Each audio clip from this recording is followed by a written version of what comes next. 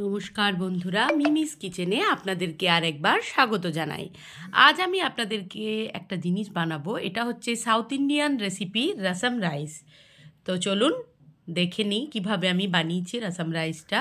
তো এখানে নিয়ে নিয়েছি বাসমতি চাল, নিয়ে নিলাম ছোলার ডাল, আর নিয়ে নিচ্ছি অড়হরের ডাল। ঠিক আছে, এবার এটাকে ভালো করে জলে আমি চালটাকে ধুয়ে নেব। চাইলে সময় থাকলে আধা ঘন্টা ভিজিয়েও আপনারা রেখে দিতে পারেন। এটা কিন্তু একটা হেলদি এবং টেস্টি একটা রেসিপি।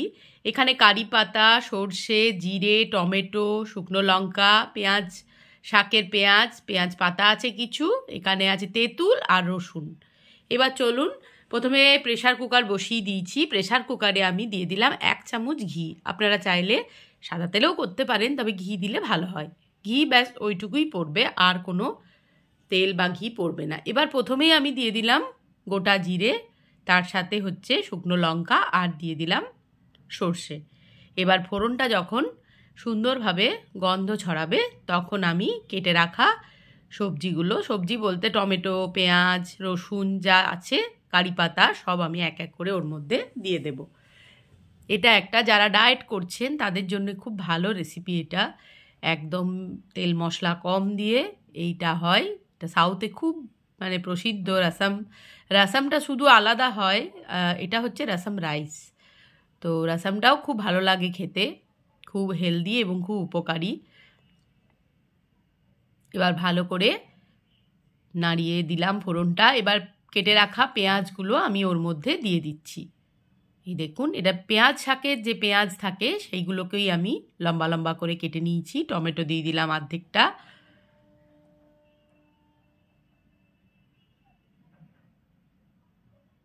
এবার এভাবে নাড়াচাড়া করে নিচ্ছি। মাঝে মধ্যে একটু অন্য জায়গার খাবার খেতে যারা পছন্দ করেন তাদের জন্য তো এটা খুবই ভালো। এটা অন্য একরকম টেস্ট আর কি, আলাদা রকম। এবার আমি চাল আর ডালটাকে ওর মধ্যে দিয়ে দিচ্ছি।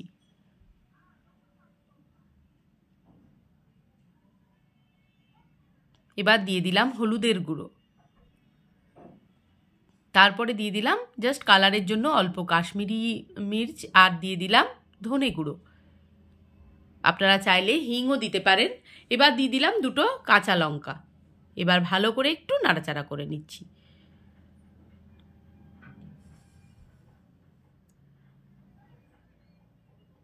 আমার তো খেতে ভালোই লেগেছে, আপনারাও বানিয়ে খেয়ে দেখবেন, মন্দ লাগবে না।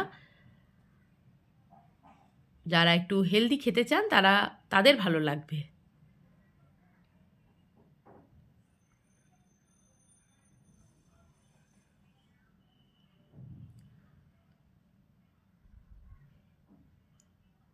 এরপর দিয়ে দিলাম আমি পরিমাণ মতন জল।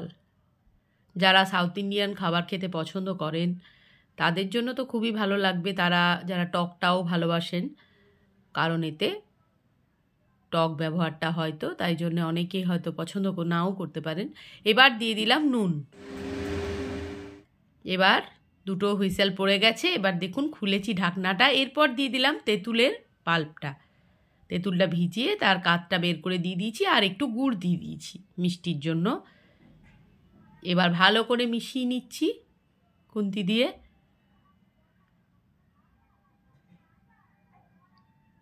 এবার ওপর থেকে দিয়ে দেবো কিছু ফ্রেশ ধনেপাতা।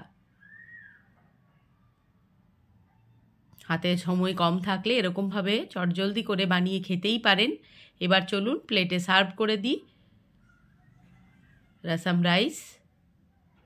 তার সাথে আমি ভেজে নিয়েছিলাম পাঁপড় আর বিউলির ডালের বড়া। গরম গরম খেতে দুর্দান্ত লাগছিল। তো বন্ধুরা, যদি ভালো লেগে থাকে আমার রসম রাইস রেসিপি, তাহলে অবশ্যই like, comment, share and subscribe করে আমার পাশে আপনারা এভাবেই থাকবেন। সবাই ভালো থাকুন।